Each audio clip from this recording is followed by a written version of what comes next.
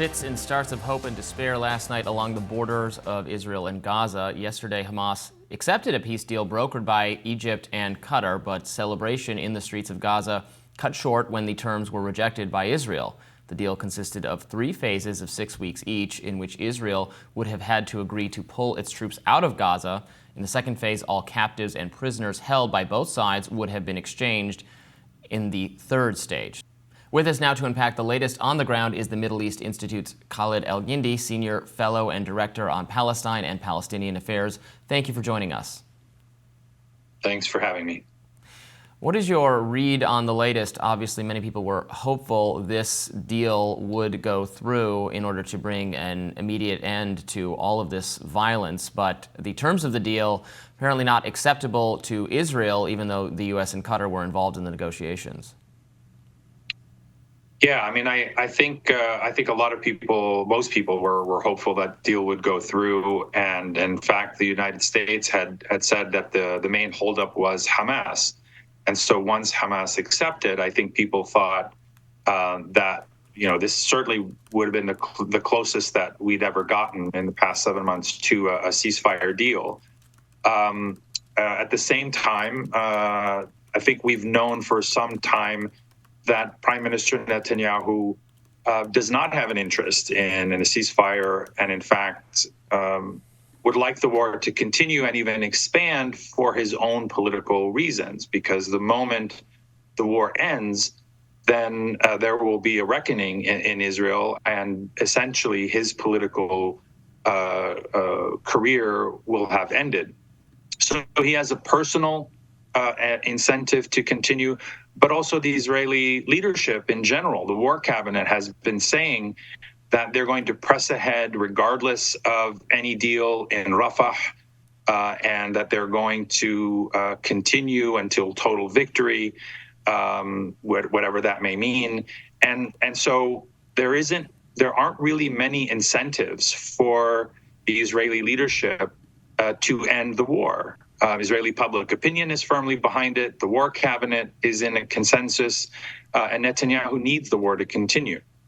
Given the incentives that you've just laid out there, it does feel sort of incredible that we've, in the West, continued to parrot this idea that the war must continue to eliminate Hamas, even as Netanyahu's incentives are the war must continue so that I can remain in power and avoid these corruption charges that could end up incarcerating me, or the war must continue or else I'll lose the confidence of the Likud party and again fall out of power.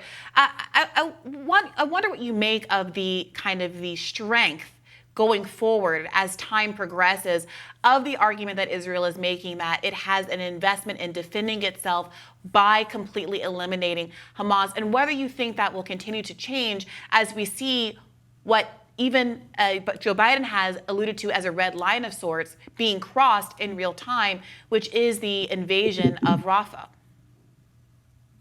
Yeah, I mean, I think most analysts have been saying for the last 7 months that the destruction of Hamas was not an achievable goal, and yet the Israeli leaders have insisted on that. And what we see, the result is that most of Gaza has been destroyed, and Hamas is still in place. And in fact, this was entirely predictable. It was in fact predicted by most Middle East analysts. And so what is the actual endgame then that Israel is pursuing if it's not the total destruction of Hamas? Well, I think we're seeing that too, and that is the total destruction of Gaza. Gaza has been rendered a place that is unlivable. Its universities have been destroyed, most of its hospitals, most of its civilian infrastructure, on top of the enormous human costs. So, as we said, the Israeli side does not have an incentive to stop this war. The administration has been quite slow and quite minimalistic in its approach to even expressing its displeasure. The message that the Biden administration has sent consistently over the last 7 months has been they don't necessarily like Israel's conduct of the war, but it's not really a deal breaker. And I think the message that Netanyahu took from that is that we're likely to see the same with Rafah. Rafah was a kind of a red line for the administration, but is there really an or else? Is there going to be a consequence? Netanyahu is betting that there won't be. And I think given where the administration has been the last 7 months, that's probably a safe bet. But even under different leadership, I understand what you're saying about Netanyahu's political motivations, but is there any reason to think that different Israeli leadership would prosecute this war any differently, given the widespread public support in Israel, not necessarily for Netanyahu, but for the actions being taken now? I mean, there's dissatisfaction with Netanyahu, I think, for many reasons, including a perception among some Israelis that he failed to keep them safe from Hamas, from terrorism in Gaza. But that doesn't suggest that they want to pull back on what's going on. So if they're, you say defeating Hamas is not a reasonable goal, but like the question is at what cost? And if Israel is willing to bear that cost being, the death, the elimination of every single person in the region, can you really say that they're not going to do that, that they have incentive not to do that? Yeah, I mean, that's part of the problem, is that it's not just Netanyahu. There is a consensus in the war cabinet, and there's strong public support in Israel for continuing the war.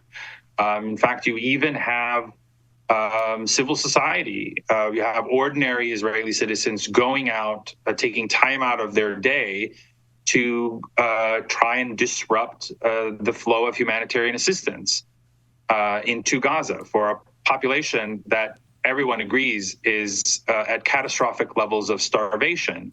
And in fact, northern Gaza is now in a full-blown famine.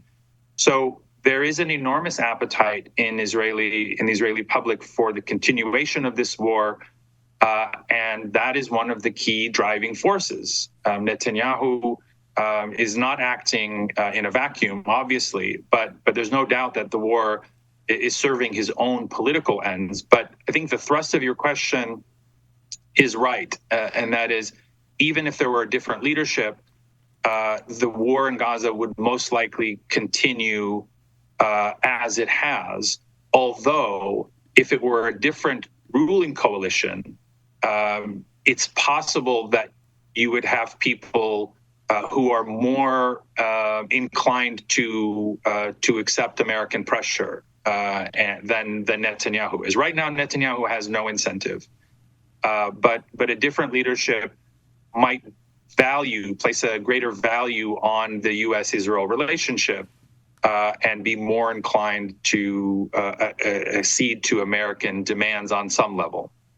We know that last night Israeli troops seized the Rafah border crossing, and the Washington Post is reporting that an Israeli flag has been erected on the Gaza side of the border. Can you give us some sense of what's been happening on the ground for the last 12 to 24 hours or so? Yeah, there's the first thing that happened was that Israelis dropped leaflets on the population in Rafah, where about more than a million people are currently sheltering, urging them to evacuate at least parts of Rafah to the north. The reality, of course, is that there are no safe zones in Gaza, but that was followed by the invasion of Israeli tanks and other ground forces into the eastern or southern part of Rafah city, including taking over the border crossing with Egypt, which is quite alarming for the Egyptian side. They had also laid out that development, that if they were to take over the border crossing, that would be a red line for Egypt. So there's really a alarm on all levels, because one of the outcomes of Israel taking over the border crossings has been the complete halt of all humanitarian assistance from those areas, from Kerem Shalom and from the Rafah crossing point. So as we've already discussed, there's a humanitarian catastrophe. So this is really alarming on so many levels, and it looks like only the beginning of the Rafah operation. Thank you so much for joining us today. We really appreciate it. Thanks for having me.